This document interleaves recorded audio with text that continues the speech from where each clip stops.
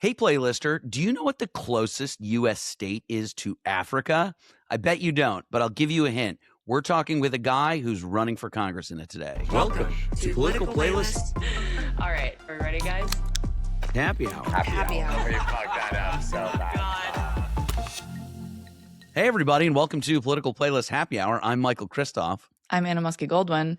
Okay, this trivia question came up on our conversation, and I guess we have to give it away now because we are talking today with Jordan Wood, who is running for Maine's 2nd Congressional District, and he is running to replace Congressman Jared Golden, who we cover on this show, who decided he's no longer going to run in a decision that I think surprised a lot of people. And so we are talking with Jordan today, and towards the end of the episode, that little nugget of a trivia question came up, and I think that is fascinating. So before we get to Jordan, I just looked this up. I Googled it, and it. Well, you didn't trust him? Well, I did, but we just want to make sure. This is, by the way, very typical Michael. He's like, oh, there's a lot of fun fact. Let me just double check and make sure that this person who lives in this state and is running for a political position in this state is actually correct about what he's saying about the state that I know nothing about. Okay. Continue. There's 4 points of the U.S. that are like the closest. Okay. Maine. It's Quoddy Head, Maine. It's like the farthest point over. Second closest is Cape Cod, Massachusetts. Okay, so both very far east. So the point in Maine is 3,154 miles. Wow, from like the northwest coast of Africa or something like that. To a place in Morocco. Okay. Yeah, El Bedouza. Okay, perfect. Booking my and flight. then North Carolina. Cape Hatteras, 3,625 miles from Tarfaya, also in Morocco. And then Singer Island in Florida takes you to Western Sahara. Yeah. Wow. I like, and that's about 4,000 miles. So that is some useless, so crazy bizarre trivia. You would kind of have thought like, oh, it's probably somewhere off the coast of Florida, but no, it's actually the easternmost point of Maine. It's pretty amazing. I honestly would have thought Cape Cod because having been to Cape Cod many times, it's so far east, and it But you have to remember that the way that the East Coast bends is very little tricky over there. Well, back to the point of why we're here, which is not to talk about geography, but is to talk to Jordan Wood. So Jordan, as you mentioned, is running in Maine's 2nd Congressional District in the Democratic primary. He actually was previously running for U.S. Senate, which maybe people had heard his name pop up. And then, we talked to him about this switch from the Senate to the House, which I thought was such an amazing decision that he made that was truly born out of like humility and wanting to do what was best for both races. And so stay tuned for his answer to that question.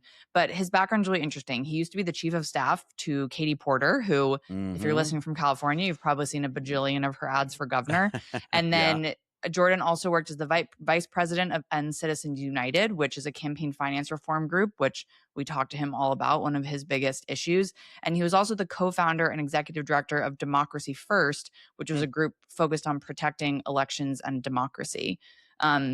So as I said, he's really pushing for a reduction in corporate money into politics. He wants to have more publicly funded campaigns. He feels very strongly about democracy reform and anti-corruption in general. And just a little tidbit about this race, as you mentioned, it's running to replace Jared Golden, who, for people who aren't familiar with Representative Golden, is a very moderate Democrat who's gotten a lot of flack actually from the Democratic Party for, in some instances, voting with Republicans or sort of kind of stepping away from the Democratic position on things, and partially doing that because this is a very purple district. It went Obama and then Trump. And so if Jordan wins this primary election, he's going to have a bit of a balancing act of how to really talk to those Trump voters and try to get their vote. And the two people that he's running against in the primary, one is a very establishment politician. The other one is a big political family name in the state. So he's kind of the outsider in this race, as a lot of these young politicians are. And whoever wins the primary, they're going to be running against Paul LePage, which may ring a bell to anyone who's followed politics, because he was actually the Republican governor of Page and is a big ally of President Trump. And again, not that we're ever ageist on this show, but because we focus on young people, Paul LePage is 80 years old and would be entering Congress at potentially 81 years old, which is worth noting. But, Jordan is certainly in the race. He's raised about $4 million. He was saying that in the going through the general election, this race is going to end up costing like $10 to $12 million, which feels average now. I mean, that's so high for, one in district. My mind, at least, any district. And, I think Maine has become a really fascinating state politically to watch. It's a place that went heavy for Obama and then went heavy for Trump, and obviously elected Jared Golden, a Democrat. And we'll see, there's 4 Democrats running in this primary. There's 1 Republican, and it'll be interesting to see. Here we go. Well, Jordan Wood, welcome to Political Playlist Happy Hour. Good to see you. Great to be here. Thank you so much for joining us. I'm very excited that later in the questions, I actually texted a friend of mine who she lives in LA, but has a house in Maine. And I was like, I'm interviewing your potential new congressman. So do you have any questions? And she reached out to a bunch of her neighbors. And so I got a question from the locals for you in a little bit. Oh, good. Good. I love that. Great. That's great. Well, as we mentioned in your intro, we obviously covered Jared Golden. You are running to fill that seat. Our whole thing here is young members of Congress and young people running for office. So I wanted to start there, and I wanted to ask you about the first thing that you see when you go to your website, which is "Let's elect a congressman money can't buy." And I want to dive into campaign finance reform, because we obviously know this is such a massive issue, particularly just the amount of money in politics. But I wondered also if you could talk a little bit about how so much money in politics is actually a barrier for entry for young candidates like yourself to just even start to run.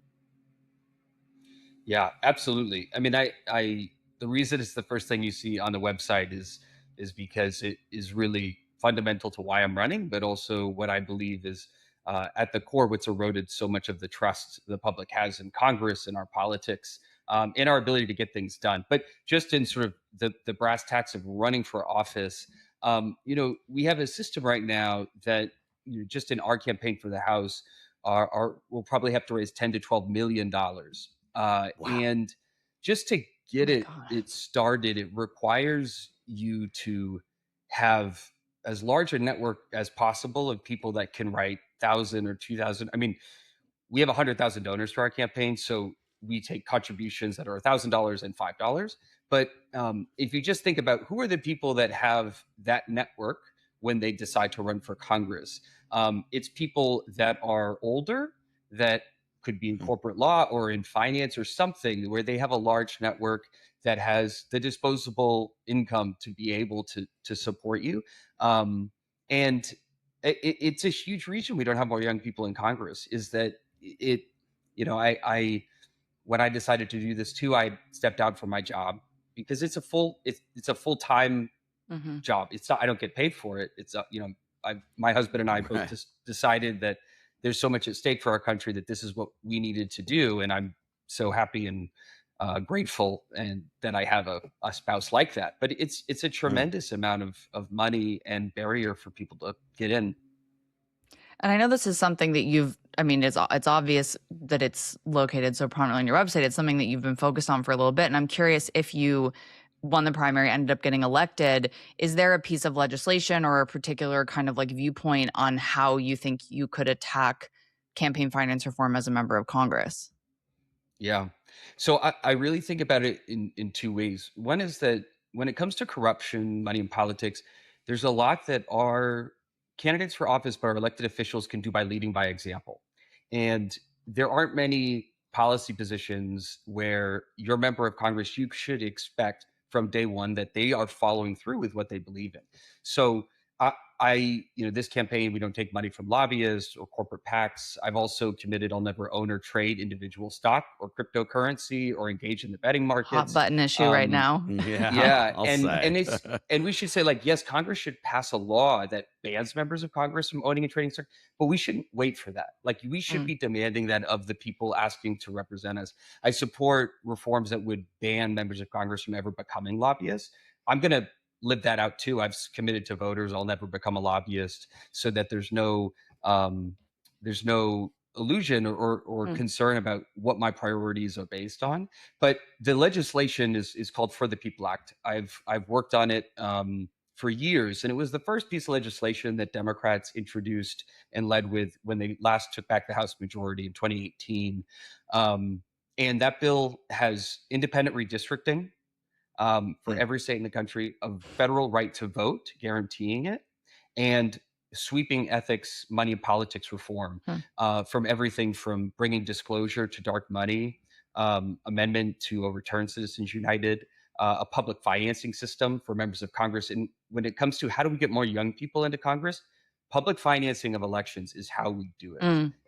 And we have a system here in Maine that running for the state legislature, you're only allowed to accept $5 contributions from your constituents.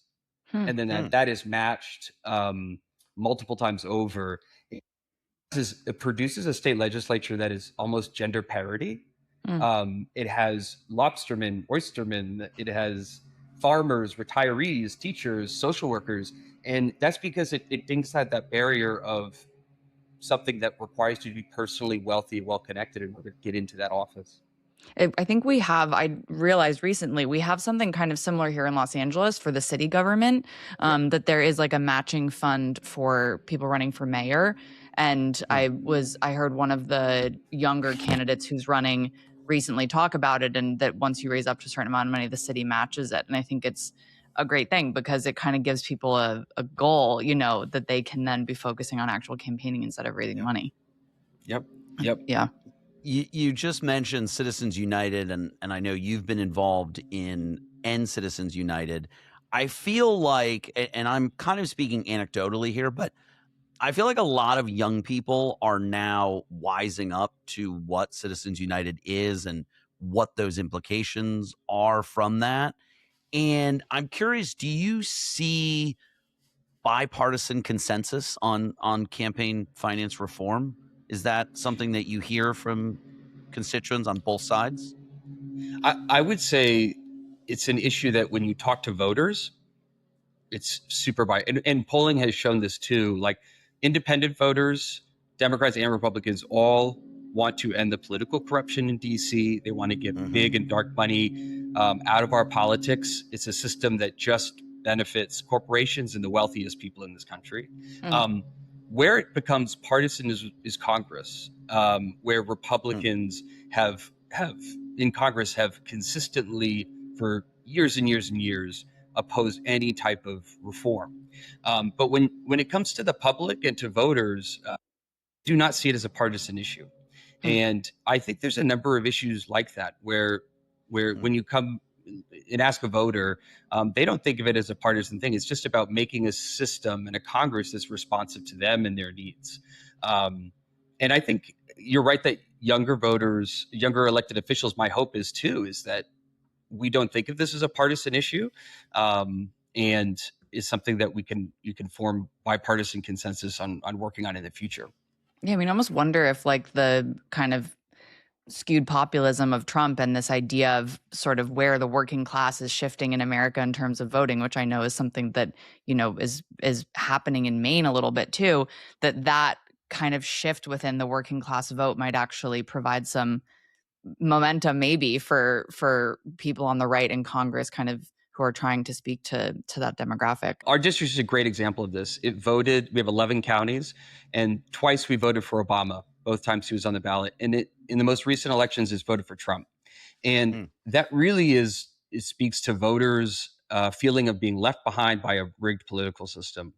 And it's the majority of the voters in our district are unenrolled with a party. They're independent, and that's what they're looking for, is somebody that they can trust to both have their interest and priorities placed first, not a donors, not a corporations or a party establishment of either side. And so I think it is the true way that you can establish trust with a voter, that has been so left behind, let down by policies that have put us further back economically.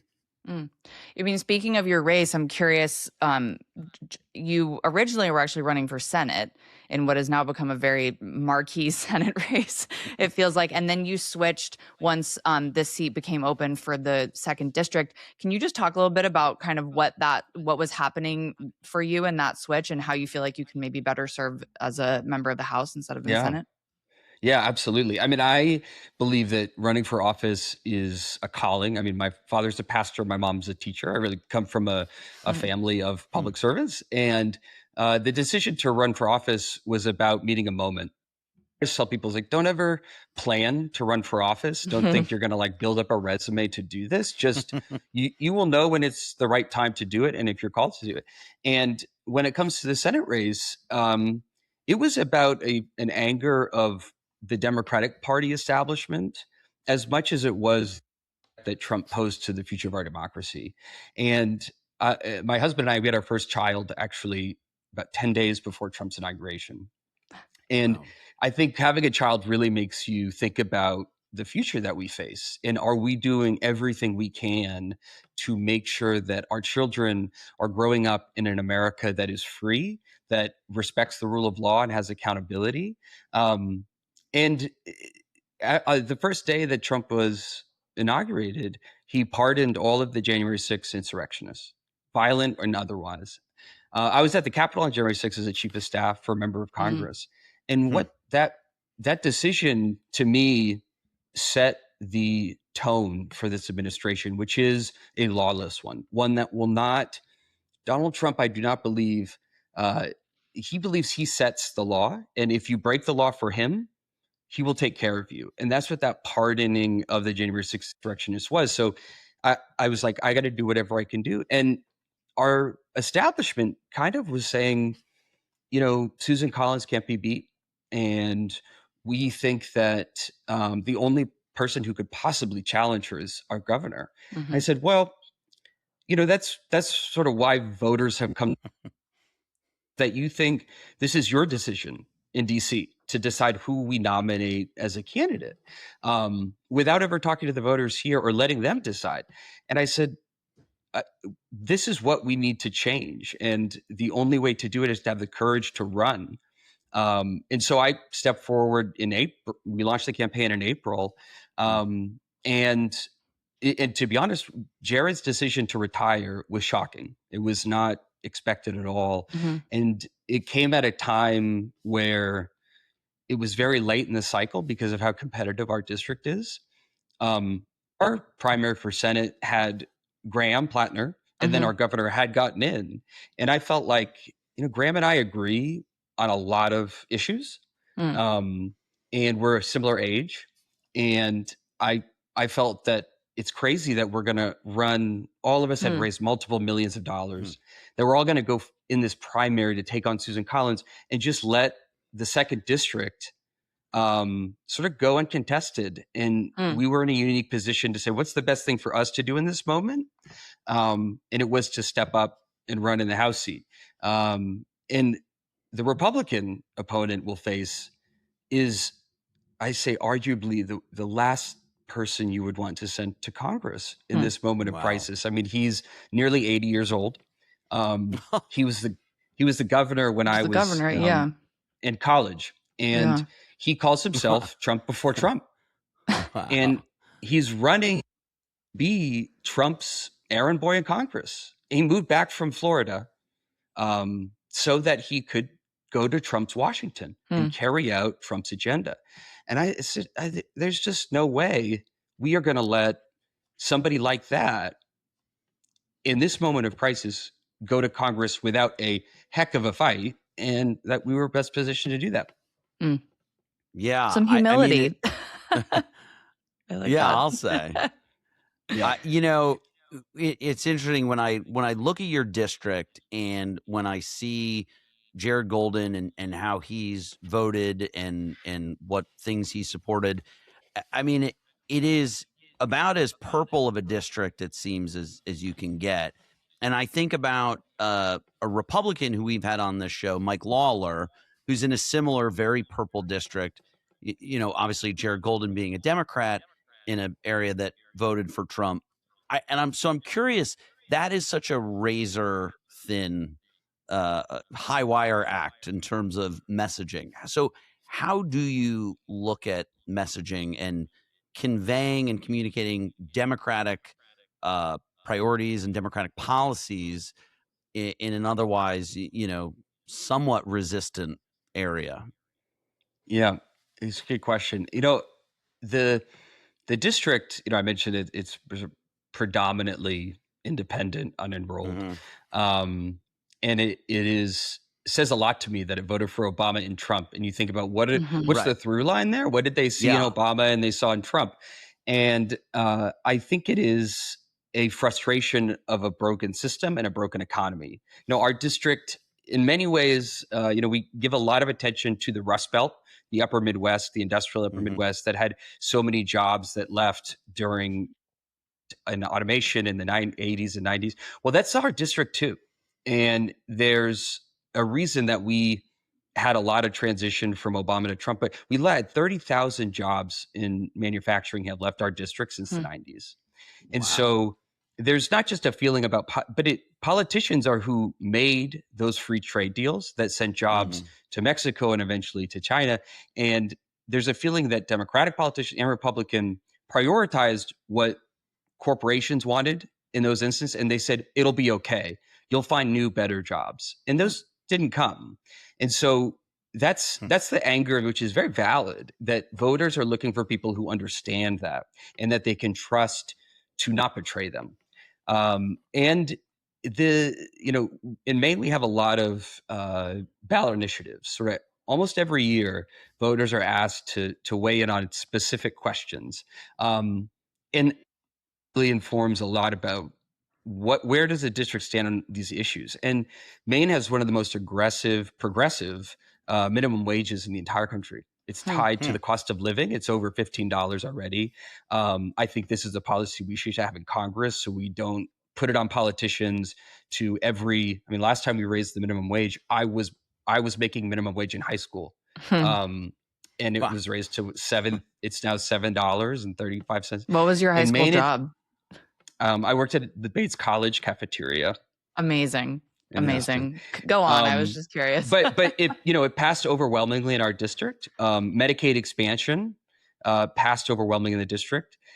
Just this past November, a red flag law that passed statewide, but it also passed in our district. And so to me, it's like voters are looking for people that are advancing policies that are just common sense. And our campaign just don't talk about a lot of the cultural, social issues that have caused division.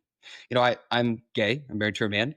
I almost never really talk about it because I didn't really get into politics, like around identity politics or obviously I support equality and LGBT rights. But that's just not what I hear from voters as a priority. And, I don't hide who I am, but I also don't try to use these wedge or cultural issues in a way that is just not meeting the needs or priorities of voters. I mean, we're there to listen to what they want to tell us are the priorities that they want out of their congressperson. And that's what the campaign focuses on. Yeah, no, I think that's very true and seems to be a trend of some young Democrats getting into the race of kind of seeing what voters are actually pushing for. And I wanted to ask a little bit of a logistical question about your race. So Maine has ranked choice voting, which I think is amazing, and complicated perhaps for some of us to wrap our heads around, but amazing. And I'm just wondering, you're a native of Maine. You've sort of seen this implementation. I believe it started in 2018, if I'm not and correct something around there? That's the first time it was applied in a competitive house race. Got it. Yeah. Okay.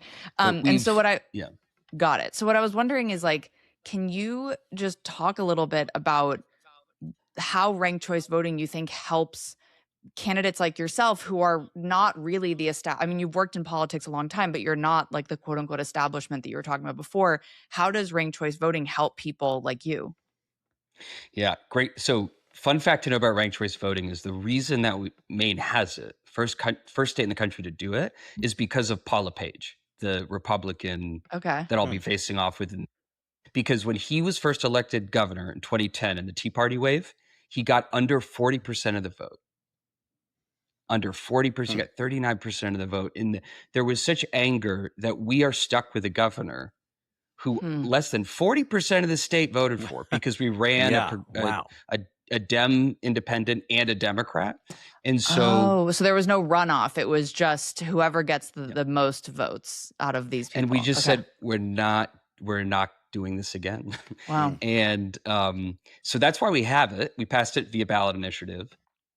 And I tell people it's one of the best things about ranked choice voting is it really encourages candidates to not run negative campaigns. Because if I spent our campaign resources, my campaign, just sort of attacking the other people, their supporters wouldn't rank me second. And so you're encouraged to ideological or coalitions. And we saw this in New York City with Mamdani, the way he worked with other anti-Cuomo candidates. And so I think that's something that for voters who are so just sick of the negative part of campaigns and attacking and infighting, the ranked choice system, if there's more than two candidates, so our Senate primary is an example of how it doesn't play out that way. But if there are more than two candidates, then it does, you encourages that type of collaboration. And for me, it is for voters who want change and want new candidates to step forward, but also sort of have a fear of like, are we supposed to just dominate who the establishment puts in front of us? With ranked choice voting, it's like there's no reason not to have many candidates run. It doesn't undermine it. And so it gives us an opportunity to sort of give voters the power, the choice that they want. And it rewards people who run like campaigns like we are. I mean, we've had close to 40 town halls in every county in the state. Wow. So that it's sort of like, go, Jordan, you want to be our congressman, go work for it. And that's what we do. And I think that I meet voters who tell me they're ranking me second. And I'm like, that's great. That's all I could. I mean, I wish you would rank me first, but I understand that if you've decided there's another candidate that you're going to rank first, please make me second. And so I think it does just allow for democracy to really, in a more holistic way, work the way voters want it to work. Yeah. I saw recently that you were ranked number 1 by the Maine High School Democrats. They endorsed you. So congrats on that. And I'm curious, like, what does that endorsement mean to you? I feel like that is such an important kind of group to connect with, I think, as we're looking at what young leaders can do for the future. So can you talk a little bit about that? Yeah, it does mean a lot to me personally. Not that many high schoolers can vote, but I started voting in high school when I was a senior. Cool. And, I said in the primary I'm in right now, so the two more candidates that are most prominent, they were both first elected to office when I was in second grade. Wow. Paul LePage was also first elected office when I was second grade. Was a big year. And I said, what I want to, work with high school and college Dems and young people is to say, one of the most important parts of democracy is representation. And that is not just racial, it's economic diversity, it's age diversity, because we all experience the policies in our country differently. And having those voices, whether it's the school board, the state legislature, or Congress, that matters. And so telling young people like, no, you don't have to wait till you're 50 to run for office. You're qualified now in part because of your lived experience and how you view the world. And I think about an issue like student loan debt. I graduated college with $100,000 in student loan debt. I can tell you, if we had more members of Congress who graduated college with so much student loan debt that it dictated their professional decisions, they would have solved that fucking problem by now. They really would have. But it's all abstract to them. And so, think about healthcare. Like, I've never met a young person that did not support Medicare for all. I haven't. And I meet a lot of older politicians who are very skeptical of Medicare for all. And that's because of our lived experience of fear about the rising costs of healthcare, but also that when it's tied to our jobs, and that's the system we have, it creates a lot of fear about staying in jobs that you don't want. And what are you going to do if you're not in that job?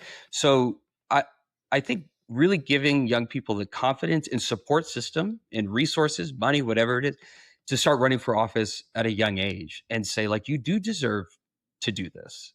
You're not going to win every election you're going to run in. And I'm saying young people should win every election that they run in. But I'm saying don't let people tell you that it's not your turn. Yeah, I love that.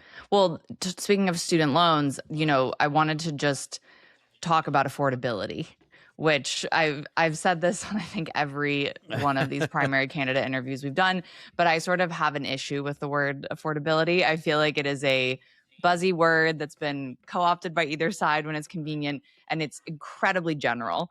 And we all know what it feels like. I mean, where you live in California, the gas is still insane. Like, we all get the little pieces of what it is. But I'm wondering, for you and for Maine and for the 2nd District, what does affordability mean to the people in your district and the experiences that they're having?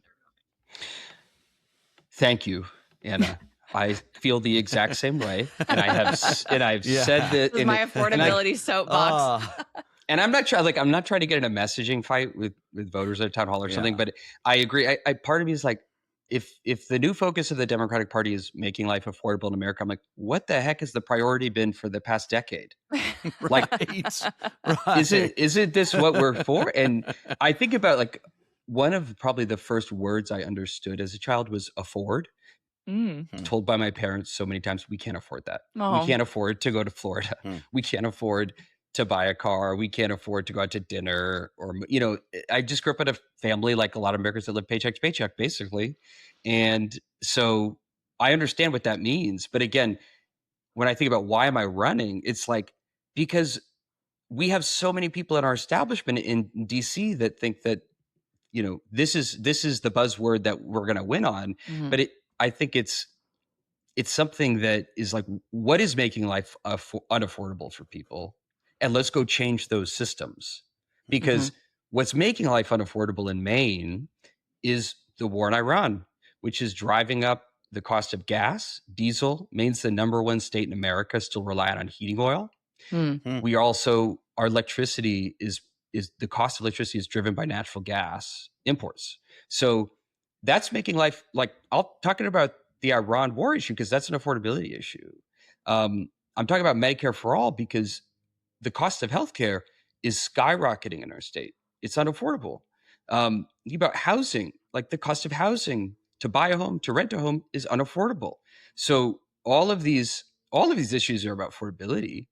But I focus on what the solutions is. People know what the problem is. They cannot afford to have a family. Childcare is so expensive that people that want kids cannot have them. And so the solution to that, to me, is universal childcare capped at $10 a day per child. Let's create a system that feels like the public school system, where Americans know, no matter where I live in America, no matter where, my child will go to school from K to 12. They should know that wherever I live in America, I'll be able to have a family and I won't go broke doing it. And so we know the priority. Let's focus on the solutions and the vision for how we achieve that, because that's what the people want and need. Yeah. You mentioned housing. So this is my locals question. So my friend that I mentioned, she lives in LA, and she and her wife and their young daughter go to Maine every summer because my friend is from New Hampshire and her dad lives in Maine now. And anyway, shout out to Molly. And I texted her and I was like, and so her house, so she lives, wait, I'm going to mess this up. I wrote it down on the Blue Hill Peninsula, which I believe is in your district. It is, yep. Your potential district.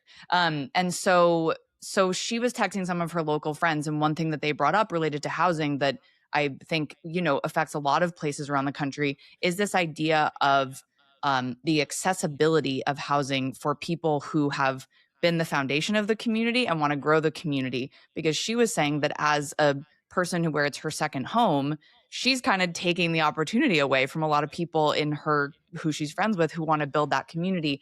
And so, and in states like Maine, where tourism and, people owning second homes, which happens in a lot of different states, is an I won't say issue because it's just a reality. How can we talk about housing affordability that takes into account the fact that there are a lot of different things happening that are making homes less affordable for the people who want to be in their community permanently and build that community? Yeah, it's a big issue in Maine, and I think we can't stop people from having second homes in Maine. And honestly, we don't want to. Like tourism and that's inward economic development. If wealthy people are spending their summers in Maine, they're spending money here. So it's a balance of like, how do we make sure that the housing supply is available and affordable for people that live here? And that's to me, it's a multi-pronged approach to it, which is let's build more affordable housing. Let's reform the HUD, which is Housing and Urban Development, which we have not allowed to build housing since Ronald Reagan was president. They put in a lot of, there was a huge public backlash from public housing, and they put a lot of restrictions in place. Like, in Maine, we need to build 80,000 more housing units. We are far behind this. Let's make the investments to build more affordable housing that is only accessible to people who live and work in their communities. But also, I think there's some really creative things we can do. Maine has the oldest population in America, age-wise, and there's a loneliness crisis. People that are, some people should, if they want to retire and live out the rest of their lives in their home, they should have that opportunity. But we also have the opportunity to invest in late in life care, and not just, I think not just nursing homes, but to create communities of people that are almost like a college campus for older Americans, retired Americans, that gives them the services that they need later in life, but it also will free up housing because so much of the housing stock is held by older Americans. So how do we create a system where we can help free up housing by also making a better life and living situation for older people? And we have big problems. Housing's one of we need big solutions to these. We need to rethink, how is it that people live out people are living longer than they ever have before. The boomers are such a huge generation. How do we make sure that they have an affordable end of life and they're not lonely? And so I think we can, those are the solutions that I think about that are big and that solve this problem. Yeah. Yeah. Well, there you have it. Maine locals listening. I got your question, and I love it. Yeah, there's housing is probably one of the energy costs right now are just it's a terrible burden, but housing is just the through line. It's been a crisis here for a long time. Yeah, everywhere it seems. Well, we want to end here with a little lightning round of just fun questions, and first thing that comes to mind. Shout it out. So a good hidden gem in your district, whether it's a restaurant, store, bar, park. Oh my! I know there's a lot. I'm just thinking there must be so many. So many hidden gems.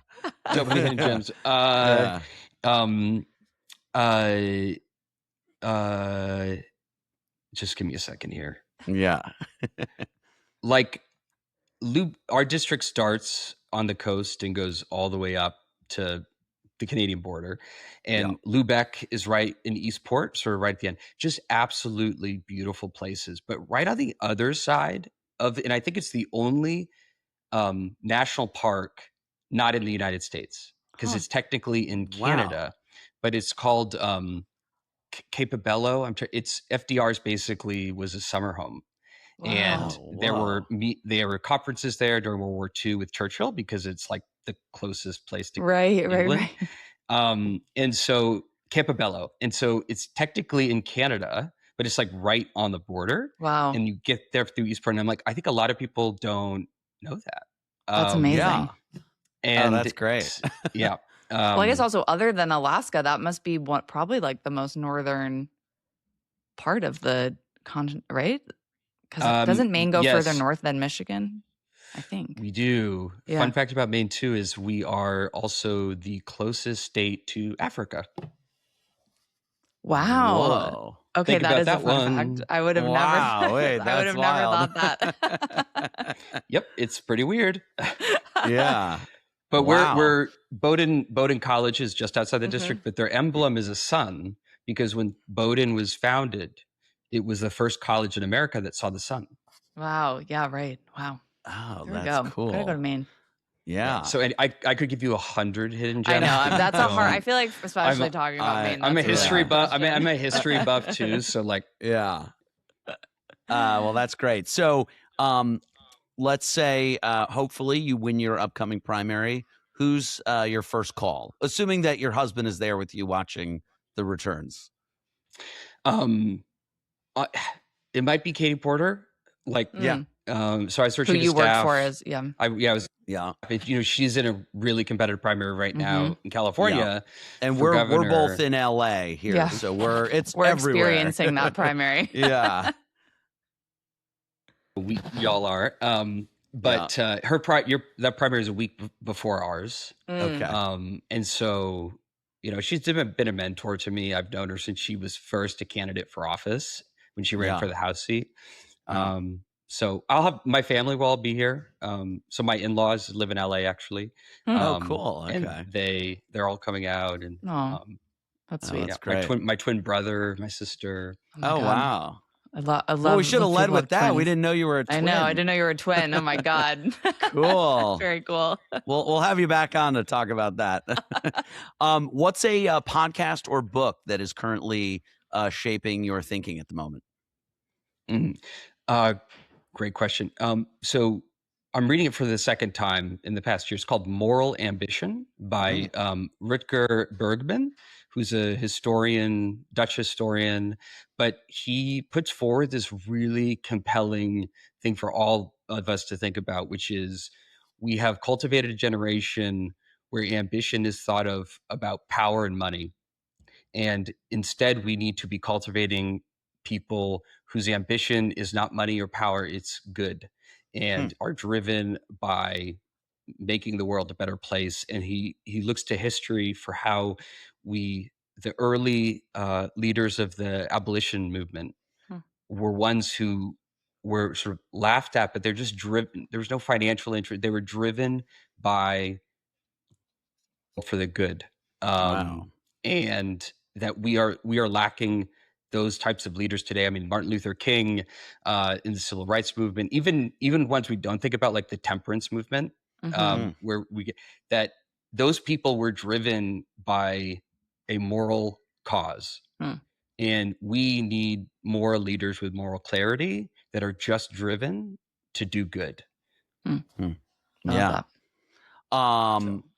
You're going to give a speech, or you're going to debate or speak to a large crowd. What's your go-to pump-up song? Probably a podcast on like. That's great.